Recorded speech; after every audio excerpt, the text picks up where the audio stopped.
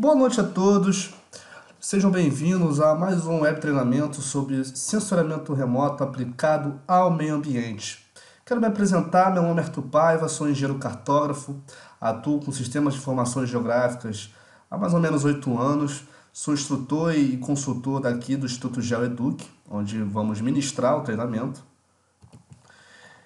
Eu vou mostrar para vocês um pouquinho de algumas aplicações do sensoriamento remoto no meio ambiente, na temática ambiental. A gente sabe que o meio ambiente está em constante transformação, tanto para o mal, como nas transformações de desmatamento, nas transformações de degradação ambiental, como nas transformações positivas também, como na identificação de áreas de vegetação densa, como na estimativa do volume de biomassa, dentre outras situações. Então, o sensoriamento remoto ele é muito importante dentro dessa temática e é por isso que nós vamos abordá-la nesse web treinamento.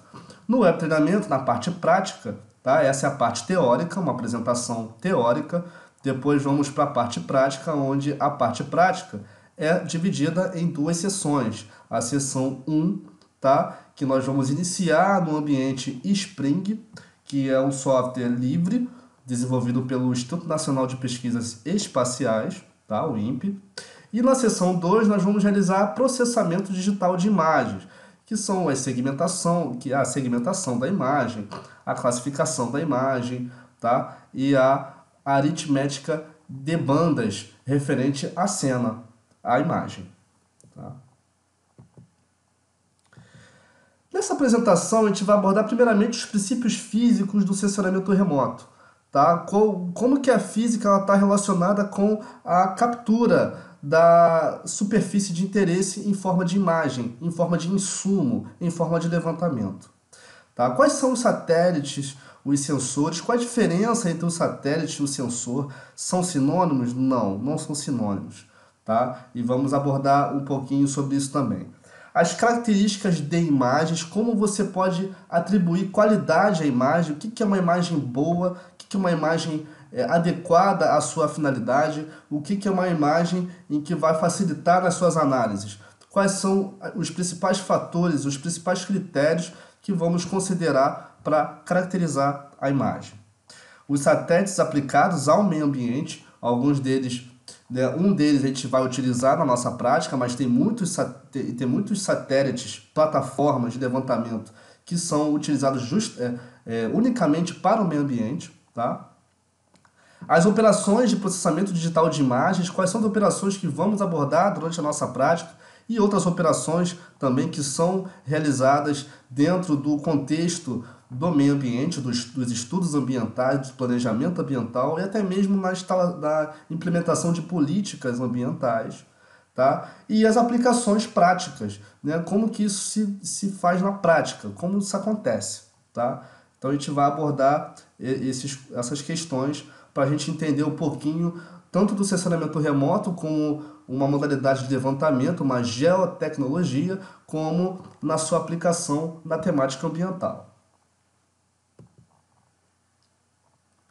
Para a gente entender o sensoriamento remoto, a gente precisa entender um pouquinho de física. Voltar lá na universidade, para quem fez engenharia, ou voltar para o ensino médio mesmo, porque o conceito não é tão complexo assim ao ponto de você precisar de uma graduação. Tá? Então, a obtenção de informação sobre um determinado alvo, isso é uma definição do INPE. Tá? E sem contato direto com ele, através da interação com o espectro eletromagnético, define o sensoriamento remoto. Então, há aquela dicotomia entre sensoriamento remoto e fotogrametria. Ambos são sensoriamento remoto. Só que um é o sensoriamento remoto orbital, que é o que nós vamos abordar durante a nossa prática e nesse web treinamento, e o outro é um sensoriamento remoto a nível terrestre, vamos dizer assim, a nível atmosférico, né? Ele está na troposfera, a aeronave, e ele também faz a captura de imagem, a captura do alvo, sem estar em contato direto com o mesmo. Tá? Então, os dois são sensoriamento remoto. Nesse caso, como vamos trabalhar com sensoriamento remoto orbital, como é a forma de captura dessa imagem? Primeiramente, A plataforma orbital ela pode ser uma plataforma passiva e ativa. A gente vai ver isso com mais calma nos próximos slides, tá? Mas já adiantando, né, porque não tem como fugir, a fonte de energia vinda do Sol, a energia incidente, ela, uma vez que ela penetra na atmosfera, ela é decomposta no espectro do visível, né, em determinadas cores, em várias cores. E quando essa energia incide sobre a superfície, os comprimentos de onda que configuram, né, caracterizam cada alvo daquela cena, daquele espaço geográfico ali, ela a partir dessa energia que é refletida, porque a energia que é refletida ela é refletida em forma de comprimento de onda. A plataforma orbital ela vai interpretar esses comprimentos de onda como uma imagem. É similar a uma câmera fotográfica, só que né, imagina uma câmera fotográfica a nível orbital, aproveitando-se da energia solar, da fonte de energia que vem do Sol, incidindo sobre a área a ser mapeada e com essa energia refletida você consegue imagiar essa área, tá? Imagiar um neologismo, tá? Não existe esse verbo, mas na nossa comunidade das geociências já é muito utilizado. Então é isso, você tem energia incidente sobre a superfície a ser imagiada, sobre o espaço geográfico a ser imagiada. Essa energia ela é refletida e ela é capturada pela plataforma orbital e imagiada a partir dos comprimentos de onda que são refletidos da superfície, tá? Que foi incidido a energia solar, tá? A energia proveniente do Sol. E a estação de recepção, ela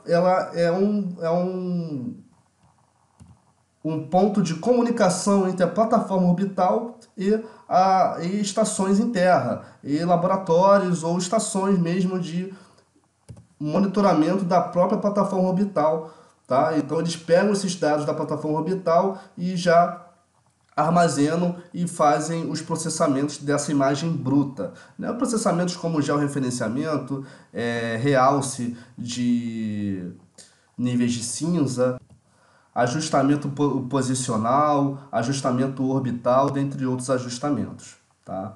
Então é muito importante entender esse conceito do sensoriamento remoto. Mas qual é a natureza da radiação, né? Por que a radiação, por que a gente depende da radiação para poder imaginar? Primeiramente, a radiação, ela é a forma que a luz viaja ao longo de uma direção, tá? Então a luz é a interação entre o campo elétrico e o campo magnético. Então, o campo elétrico e o campo magnético, por natureza, eles são ortogonais. E a sua direção, tá? Em forma de ondas. Tá? Nesse caso aqui, a luz é uma onda. A luz não é um ponto, né? Não é um fóton. Tá? Então, o aspecto ondulatório da luz ele é um aspecto ortogonal entre o campo elétrico e o campo magnético a partir de uma direção z, que é a direção de propagação. Então, a constante, que é a velocidade da luz, tá? É o lambda, que é o comprimento de onda, vezes a frequência. Então, a velocidade da luz a gente já tem, que é 300 mil km por segundo. Tá? O comprimento de onda também ele é conhecido, porque uma vez que o satélite já reconhece os padrões de comprimento de onda do alvo imagiado, tá?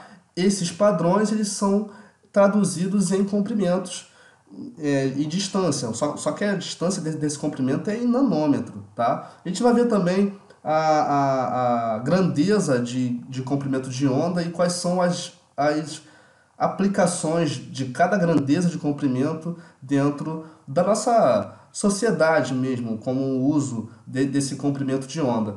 E você tem a frequência também, né? A frequência de captura desses comprimentos de onda, da viagem desses comprimentos de onda para a plataforma orbital. E a frequência também é gerada pela divisão da constante, que é a velocidade da luz, sobre o comprimento de onda.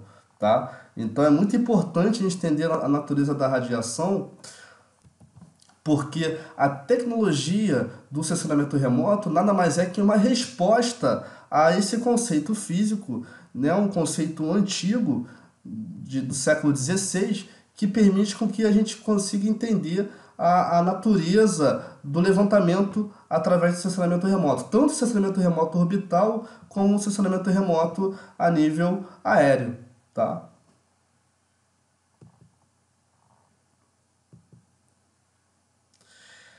A assinatura espectral é a característica de reflectância de um objeto em cada comprimento de onda. Então é o seguinte, isso aqui é muito importante, tá? Isso já é mais a parte prática, já é uma questão que é sensível a análises ambientais ou análise de qualquer natureza. Por quê? O eixo X aqui, eu vou pegar a setinha aqui e vou indicar. O eixo X, que é esse eixo aqui na horizontal, ele é o comprimento de onda, tá? Então, nós temos o comprimento de onda, e desse satélite aqui, esse exemplo é o Landsat 5, tá?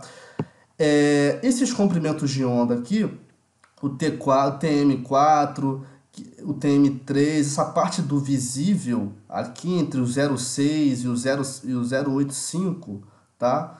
Aqui também um pouquinho mais 0,5 até 0,85. Esse espectro do visível é quando você coloca a sua imagem numa composição natural, na composição de imagem natural, e nessa composição quais são os objetos que são mais refletidos pelo Sol, pela energia incidente. Então, recapitulando, a energia incidente bate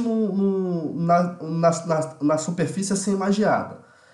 Essa energia incidente ela é refletida para a plataforma orbital, consequentemente para o sensor que vai traduzir essa reflexão, esses comprimentos de onda.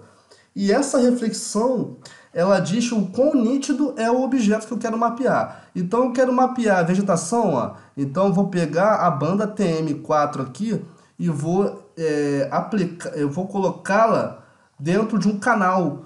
E nesse canal, por exemplo, são 3 canais, né? Vermelho, verde e azul, RGB. No canal vermelho, no canal vermelho, a banda 4 ela vai ter uma reflectância maior no vermelho. Então, a vegetação, se eu colocar a banda 4 no canal do vermelho, a vegetação ela vai estar aparentemente em vermelho, muito mais nítida em vermelho, porque a sua reflectância vai ser maior nessa banda 4 aqui, que está indicada como vegetação. Então, a resposta da vegetação à incidência da energia solar para a plataforma orbital é na banda 4, porque nessa tabela de assinatura espectral, a reflectância é maior na banda 4 quando eu quero mapear vegetação, que é o nosso caso, que é o caso ambiental, tá? Floresta, vegetação, áreas de cultivo, tá?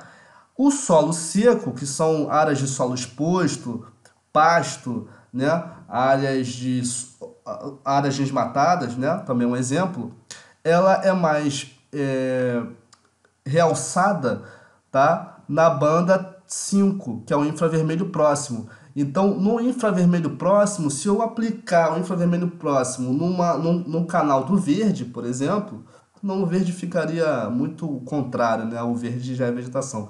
Mas na banda do azul, tá? Na banda do azul, as tonalidades mais azuladas, elas serão indicadas pela presença do solo seco. Por quê? Porque o solo seco ele apresenta uma reflectância muito grande no infravermelho próximo. E no infravermelho próximo, como ele está indicado no canal do azul, ele responde com as tonalidades de azul. Então, o azul mais forte são as áreas que apresentam o solo seco mais eminente, mais destacadas, tá? Mais destacadas. Então, essa é a relação da assinatura espectral. É uma relação do comprimento de onda, ou seja, da organização das bandas do sensor com a reflectância, com a capacidade daquele objeto refletir a si mesmo, né, a partir do Sol, para o sensor. Então, por exemplo, a água ela não tem uma característica de reflexão, ela absorve a radiação. Então, se ela absorve a radiação, a reflectância dela é muito baixa. Ela tem uma reflectância bem tímida aqui na região do visível. A gente vai ver isso com mais calma na prática.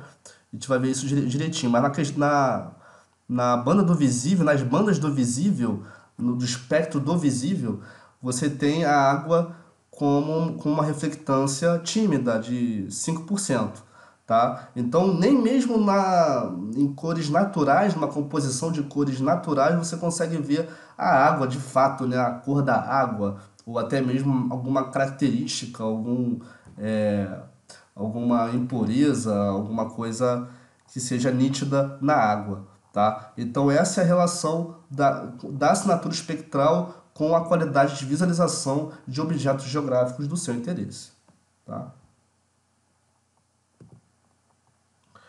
Agora, saindo um pouquinho da parte espectral, do conceito de ondas, do conceito de captura da informação geográfica pelo sensor, vamos falar um pouquinho dos satélites dos sensores. Qual a diferença? Eu já falei, né, de tanto que eu expliquei a assinatura espectral, eu já até entreguei qual é a diferença. O satélite é a plataforma. Ela é estável, ela está à distância do objeto e ela que mantém todo o aparato tecnológico de captura da imagem. Os sensores, por sua vez, eles são acoplados a um satélite e eles capturam dados de regiões de energia invisível ao olho humano, ou visível também, porque existe o espectro do visível, tá? Que são as bandas mais inferiores, no caso do Landsat, tá? E tem também os espectros invisível, que é o infravermelho próximo, o infravermelho médio, o distante, tá? O termal. Então você tem essa leitura do espaço geográfico nesses espectros da energia, da radiação, da luz visível.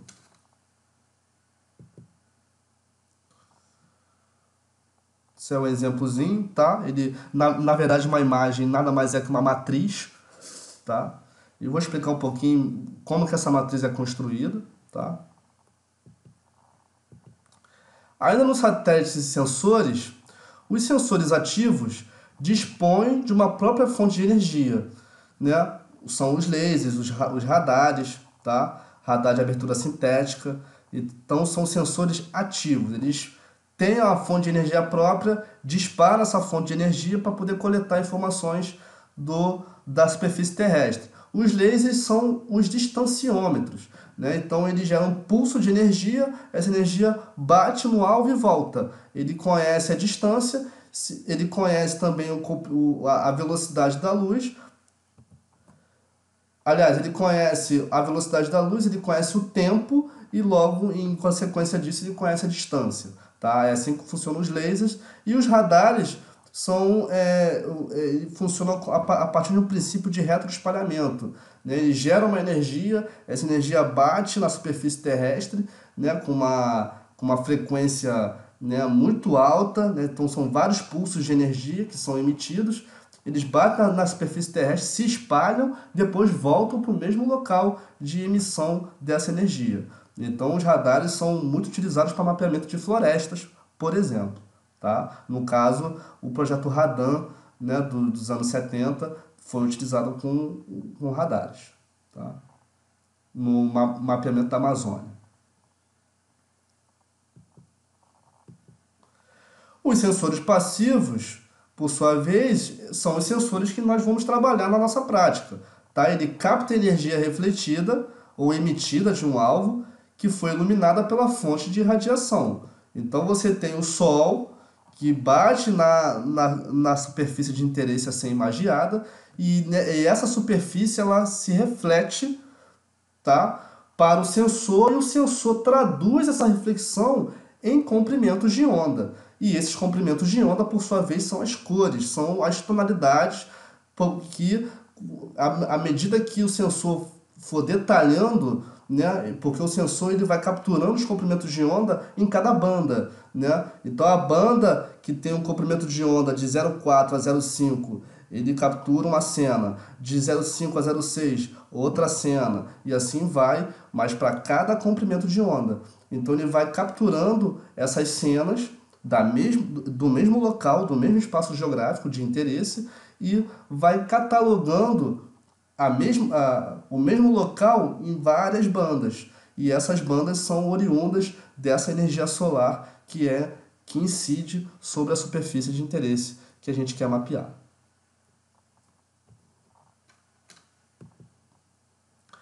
Mas como a gente pode caracterizar uma imagem? Eu sei que o sensor ele captura a superfície terrestre em várias bandas, em vários comprimentos de onda. Mas como que eu sei que uma imagem ela é boa? Qual é a banda que eu vou utilizar? Como que eu faço uma composição? Enfim, você tem uma série de perguntas ainda, né? Mesmo sabendo toda a natureza, toda a gênese do levantamento por sensoramento remoto. Então, a característica da imagem, ela se reflete em quatro aspectos, tá? O aspecto espacial, que é o tamanho do pixel da imagem em relação ao terreno, como, por exemplo, o Landsat 8 apresenta um tamanho de pixel de 30 metros, né? Assim, no terreno, em um quadrado de 30 por 30 metros, eu tenho um pixel na minha imagem Landsat 8, tá? Depende muito se você quer utilizar uma resolução espacial muito alta, ou seja, um GeoEye com meio centímetro de resolução, né, com meio centímetro de tamanho de pixel, às vezes não é necessário para a sua finalidade, é uma imagem muito pesada e você às vezes com uma análise ambiental de uso do solo, né, com aspectos de uso do solo de um ano para outro, ou análise de desmatamento, ou até mesmo uma classificação de imagens para poder identificar o que está urbanizado e o que não está, dentro de uma unidade de conservação. Se você tem uma escala muito pequena, ou seja, uma escala pequena são pequenos detalhes, tá? Se você tem uma escala de 1 para 50 mil para fazer uma análise, 1 para 100 mil para fazer uma análise, você não precisa de um sensor igual ao GeoEye de meio centímetro.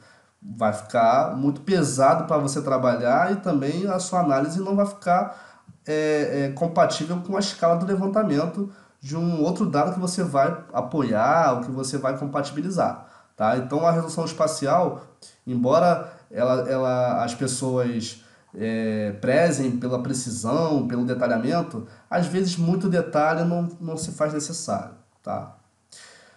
A resolução espectral ela consiste na amplitude, tá, do espectro da luz que o satélite consegue enxergar, consegue sensoriar.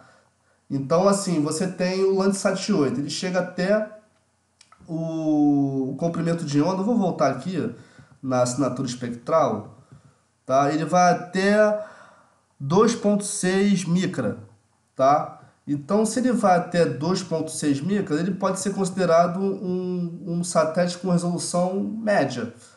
Agora, vamos pegar um satélite, o sensor, desculpa, MODIS. O sensor MODIS, ele apresenta uma capacidade de sensoriar, se não me engano, 12 bandas. É um satélite, é um sensor com elevada amplitude espectral. Então, essa elevada amplitude espectral, ela, ao mesmo tempo, te dá maior margem para realizar a composição da imagem, ou seja, identificar objetos que no visível seria impossível de você enxergar, porque o sensor ele enxerga, ele sensoria além do visível, muito além do visível, em várias bandas.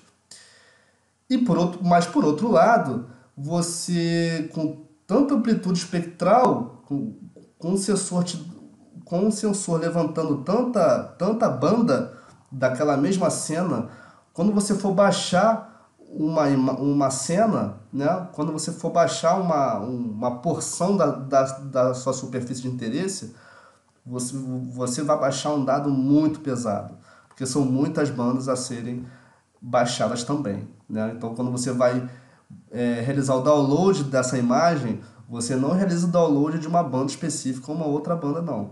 Você realiza o download de todas as bandas referentes àquele local ali, àquela cena, tá? Então, o sensor que tem muita amplitude espectral tem que ver qual é a sua finalidade. A sua finalidade é o quê? É você fazer estudos oceanográficos? Se for isso, pode ser que um sensor como o MODIS seja o mais adaptado ao seu projeto. Agora, se você quer fazer só uma detecção de mudanças, Aí você já não precisa de tanta banda levantada e para não onerar, né, o seu processamento também e o seu download, a sua máquina e tudo mais, tá? A resolução radiométrica, ela indica a sensibilidade do sensor em discriminar os níveis de cor, tá? Então, a resolução radiométrica, ela é uma escala da quantidade de níveis de cinza que o seu pixel pode apresentar. Então, são as possibilidades de níveis de cinza. Se eu aumentar esse intervalo de possibilidades de 255, que são 8 bits, né? A radiometria ela tem a unidade em bits. Então, quando eu coloco 8 bits, uma imagem de 8 bits é 2 elevado a 8, que é 255, de 0 a 255 possibilidades de níveis de cinza. Se eu coloco 16 bits, eu tenho uma quantidade maior de possibilidades de nível de cinza.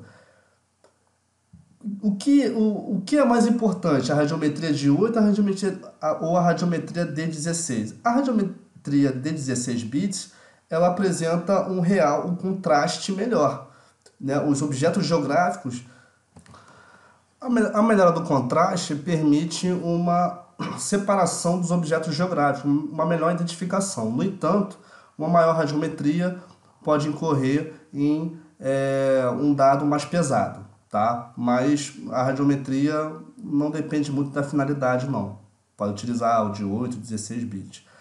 E a resolução temporal é o tempo de revisita de coleta de dados, tá? É o intervalo de tempo que as informações são adquiridas do mesmo local, tá? Então, quanto tempo que o satélite demora para revisitar o mesmo local? O RapidEye, né, o RapidEye é um sensor, um satélite, né, que tem um sensor a bordo que ele orbita a cada dia. A cada dia ele está lá revisitando o mesmo local, né? O QuickBird também, se não me engano, 2 dias. O, só que vocês têm que analisar essa revisita, porque ele não revisita com a câmera dele no nadir, né? Quando ele vai revisitar, ele revisita com uma angulação no seu sensor, na sua câmera, o que provoca certas distorções na imagem. Isso pode ser calibrado com uma reflectância aparente, né, que você calibra esse efeito do ângulo de visada, mas a resolução temporal é um conceito importante para quem realiza séries temporais, tá? Monitoramento de cultivo ou até mesmo comparação de desmatamento ou análise de processos de favelização, dentre outras finalidades, tá? A resolução espacial, a gente tem uma figura aqui, ó, com os principais é, satélites, tá? Com os seus sensores.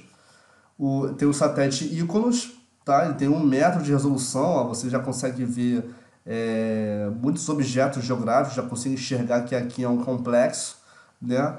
Isso aqui deve ser um estacionamento, aqui é uma edificação, tá? O IRS, que é um satélite indiano, ele tem 5 metros de resolução, já é, fica um pouco mais prejudicada a imagem, tá? O Spot tem 10 metros, o Spot já é mais para análises em escala pequena, né? Com poucos detalhes, tá? Análises macro. Esse é o sensor, essa é a banda pancromática. E o outro sensor XS do Spot tem uma resolução até mais baixa, né, de 20 metros. E o Landsat 5, o 5 e o 8 apresentam essa resolução de 30 metros. Foi o que a gente utilizou na nossa prática. Como utilizamos finalidades ambientais, não precisamos de uma imagem com tanto detalhe como do Iconos, tá? Como a imagem do Iconos. Então utilizamos o Landsat 8, tá? Para realizar nossas análises com essa resolução de 30 metros. A resolução espectral é aquela amplitude de bandas que o sensor consegue captar, né? Consegue enxergar, entre aspas.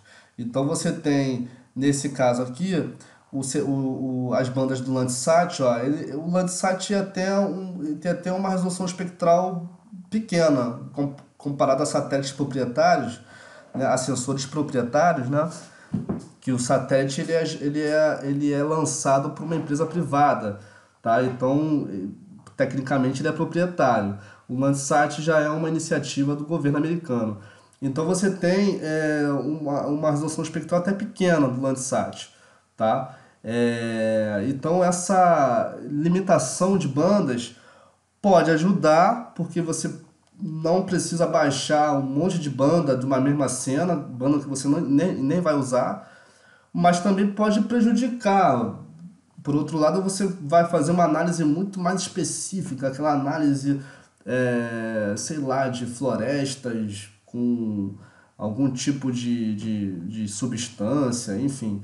Você pode fazer uma análise tão específica, tão precisa, que você precisa de uma banda exatamente naquele comprimento de onda que você deseja, aí fica um pouco complicado. Então você precisa, nesse caso, baixar uma cena de um sensor como, por exemplo, o MODES, que é um sensor com amplitude espectral elevada. Tá? A radiometria, ó, você tem essa característica dos níveis de cinza, tá? 1 bit, 16 bits, tá? Você tem maior discriminação dos objetos geográficos também pela quantidade de possibilidades de níveis de cinza que você tem à disposição para poder levantar aquela cena, tá?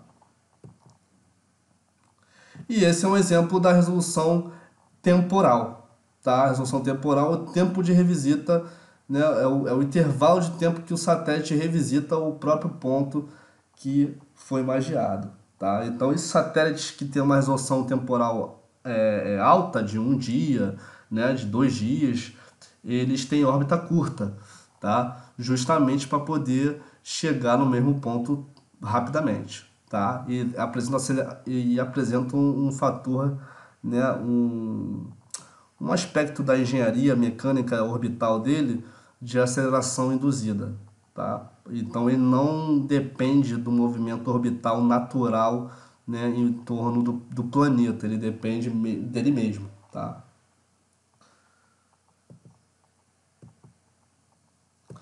Agora eu vou falar um pouquinho dos satélites aplicados ao meio ambiente. O Landsat apresenta um sensor passivo Thematic, tá? Com 30 metros de resolução e 16 dias para a revisita. Então, ele pode ser utilizado para meio ambiente, tá? Para análises de 16 em 16 dias. E foi esse satélite, foi esse sensor passivo TM no satélite Landsat 8, que especificamente utilizamos, foi feito, foram feitas as nossas análises, tá?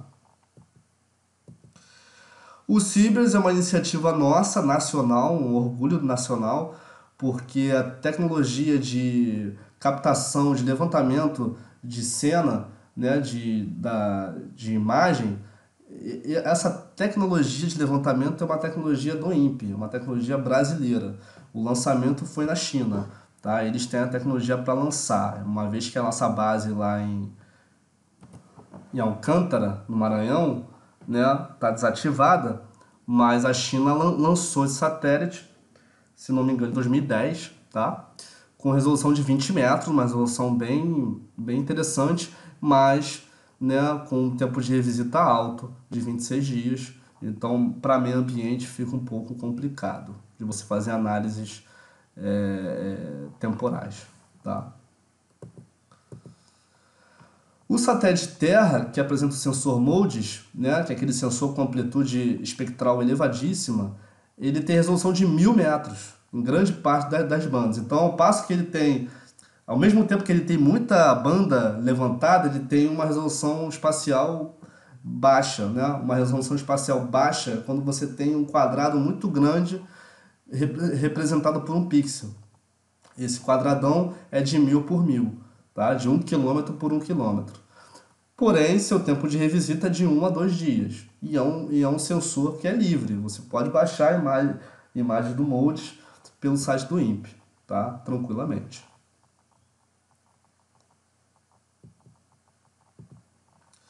As operações que nós vamos realizar, tá, nesse nosso web treinamento vai ser a composição de imagens, que é a combinação de bandas, com o objetivo de enaltecer características referentes à cena, tá, no software Spring, versão 5.5.1, tá? Vamos realizar também na classificação de imagens, né, mas de uma forma interativa, onde a gente vai compatibilizar a classificação com a própria imagem para reconhecer padrões e objetos homogêneos. Então, a gente vai classificar aplicando treinamento, né, pegando cada segmentação e classificando. Depois, a gente vai compatibilizar os dois, tá?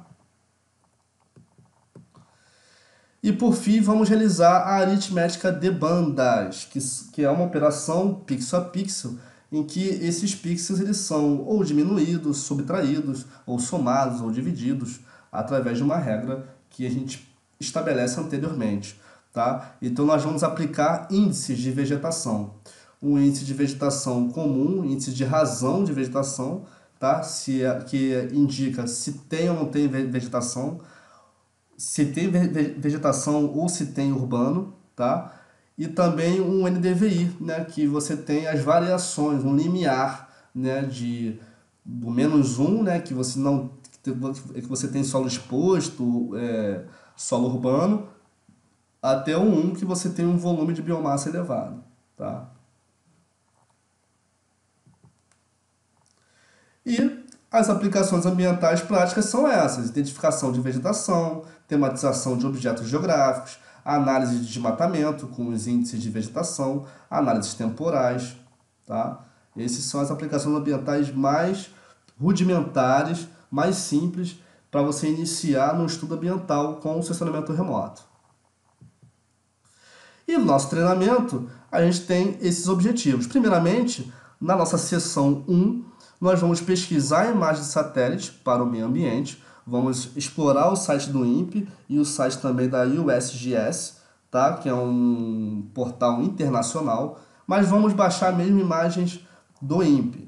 Na verdade, as imagens já estão disponíveis, né? Não vou fazer vocês baixarem nesse tempo, não. Eu deixei lá as imagens, já baixei as imagens e deixei disponível como na nossa pasta referente ao curso, tá? Mas é sempre bom, vocês às vezes querem outras imagens de outros locais e a gente vai aprender os critérios, as características da imagem para vocês baixarem uma imagem com alto grau de qualidade, tá? A composição de imagem também vai ser abordada na primeira sessão, tá? Que é considerada uma operação de PDI, de processamento digital de imagens. Na segunda sessão, vamos realizar algumas operações de PDI, segmentação. Realizamos também a classificação temática dessas imagens, tá? Onde eu estabeleço um significado àquele polígono que foi estabelecido por um algoritmo que está um polígono que representa uma certa área na imagem. Eu vou tematizar esse polígono, caracterizar esse polígono. E a aritmética de bandas, que é essa operação pixel a pixel, essa operação matemática, divisão, multiplicação, divisão, subtração, dentre outros, tá? Através da aritmética de bandas que vamos definir os índices de vegetação, tá, gente? Então é isso. Essa foi a nossa parte teórica sobre o sensoramento remoto aplicado ao meio ambiente, tá?